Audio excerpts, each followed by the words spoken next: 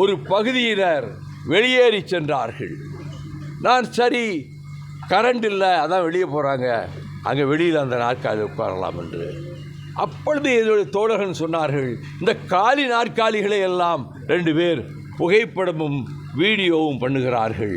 இதை நாளை பத்திரிகைகளில் வைகோ பேசும்போது கூட்டம் அடியோடு கலைந்து போய்விட்டது, மதிமுக கூண்டோடு அழிந்து விட்டது என்றெல்லாம் செய்தி போட்ட அதே என்னுடைய பத்திரிகை நண்பர்கள் இதை பெரிதாக செயல்வீரர்கள் கூட்டத்தை நாங்கள் திட்டமிட்டு தமிழ்நாடு பூராவிலும் கஷ்டப்பட்டு நடத்தி கொண்டிருக்கிறோம், அட்டர் ஃபெயிலியர், எல்லாம் வெளியே போயிட்டாங்க, வைகோ பேச்சை கேட்க யாரும் தயாராக இல்லை என்று நாளைக்கு பதிவு செய்வதற்காக இந்த புகைப்படம் எடுக்கிறார்கள் என்று.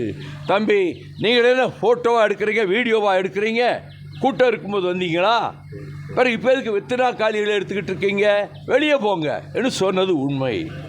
அப்படி வெளியே போக சொன்னபோது வாசலிலே ஒரு கசம்சா, ஏதோ சின்ன சலசலப்பு ஏற்பட்டதை மேடையிலிருந்து பார்த்தவாறு, தோழர்களே எல்லோரும் மண்டபத்துக்குள்ளே வாருங்கள், பத்திரிகையாளர்களிடம் போய் வாக்குவாதம் செய்ய வேண்டாம், அவர்களிடத்தில் எந்த பிரச்சனையும் நீங்கள் செய்துவிட வேண்டாம், நீங்கள் முதலில் உள்ளே வாருங்கள். இது சொன்னது அந்த சூழ்நிலையிலே நான்.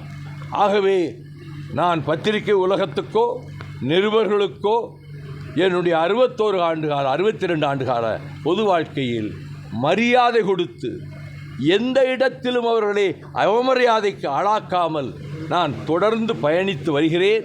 அப்படி இருந்தும் எங்களுடைய முதன்மை செயலாளர் துரை வைகோ அவர்கள் நடந்த சம்பவத்துக்கு நான் வருத்தம் தெரிவிக்கிறேன் என்று கூறினார்.